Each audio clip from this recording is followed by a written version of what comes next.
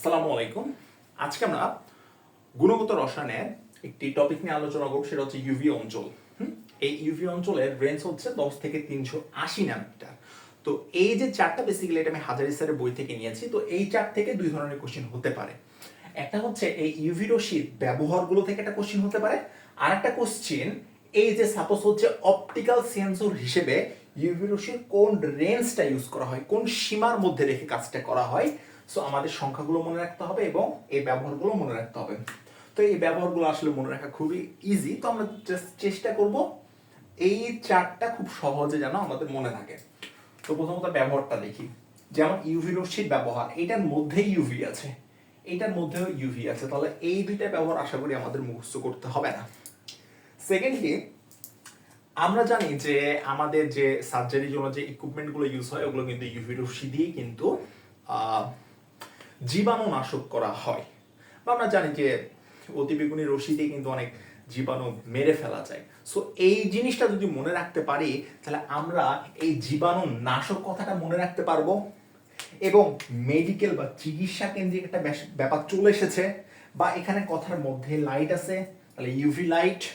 ওকে, এই যে এখানেও মেডিকেল রিলেটেড বিষয় চলে এসেছে, তাহলে মেডিকেলের ক্ষেত্রে আমাদের বিভিন্ন সার্জারির জন্য যে ইকুইপমেন্টগুলো ইউজ হয় সেগুলো হচ্ছে ইউভি দিয়ে আমরা জীবাণুনাশক করছি। এটা দিয়ে আমাদের ব্যবহার প্রায় শেষ। এই যে এখানে ড্রাগের বিষয়টাও চলে এসেছে, ওষুধ, তাহলে ওষুধের বিষয়টাও এই ইউভির মধ্যে আমরা ফেলে দিয়েছি। আচ্ছা, অপটিক্যাল সেন্সর জিনিসটা কেমনে মনে রাখবো? আমরা জানি খুবই ইম্পর্টেন্ট একটা অনুধাবনমূলক কোশ্চেন হচ্ছে যে জাল টাকা, জাল পাসপোর্ট শনাক্তকরণের ক্ষেত্রে ইউভি রশ্মির ব্যবহারটা বেসিক্যালি যেটা আসল টাকা, সে আসল টাকার উপর একটা কালির প্রলেপ থাকে, সেটাকে বলা হয় ফসফোর। সো এই ফসফোরটা বেসিক্যালি অপটিক্যাল সেন্সর হিসেবে কাজ করে।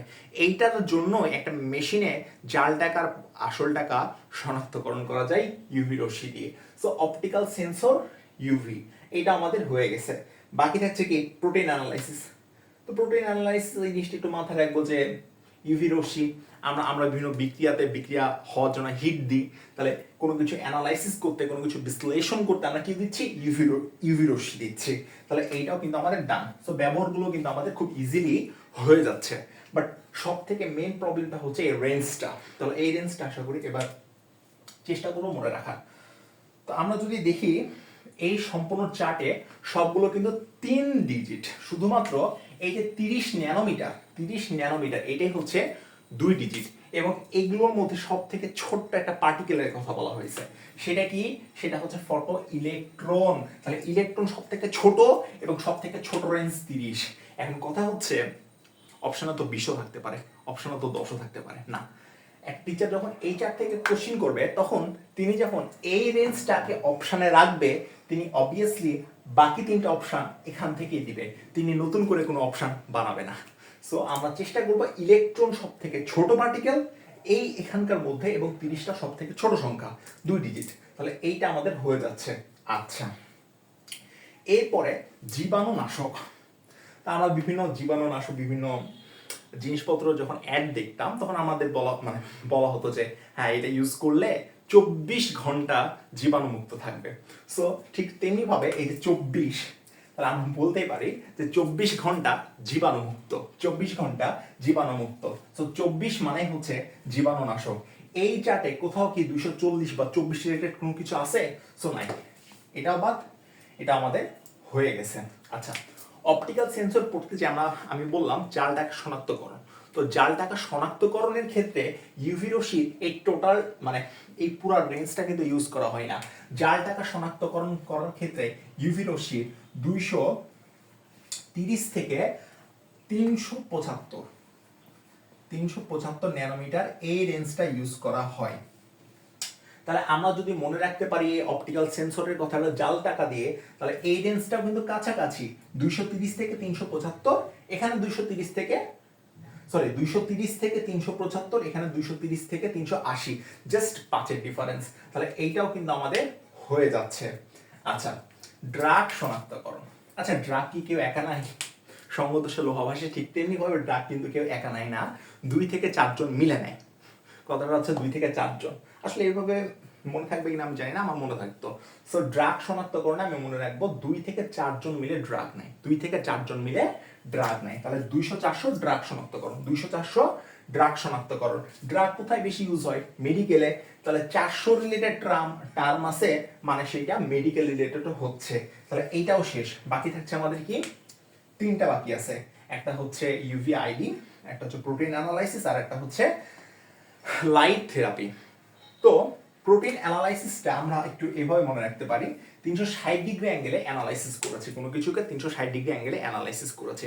মানে এমন একটা জিনিস নিয়ে অ্যানালাইসিস করছি যে জিনিসটা আসলে অ্যানালাইসিস করা সম্ভব না।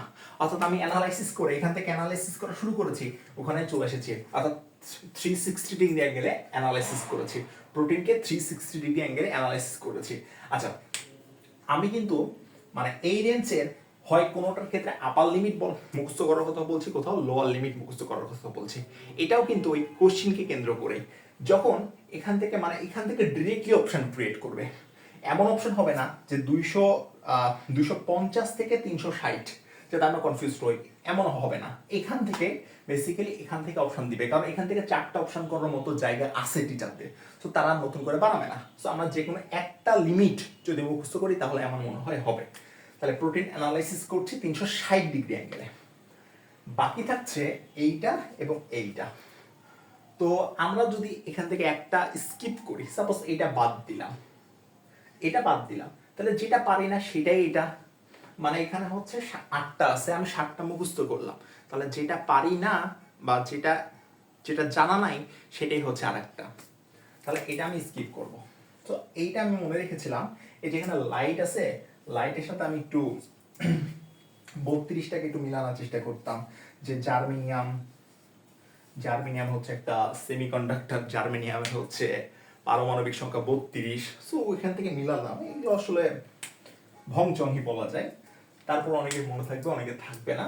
সো আমরা চেষ্টা করবো এইভাবে একটু মানে, এটা তো আসলে মনে রাখা খুব একটা মানে ইজি জিনিস না। সো একটু ট্রিকি ওয়েতে আমার চেষ্টা ছিল এটা মনে রাখানোর জন্য। ওকে, তাহলে আজকে এতটুকুই।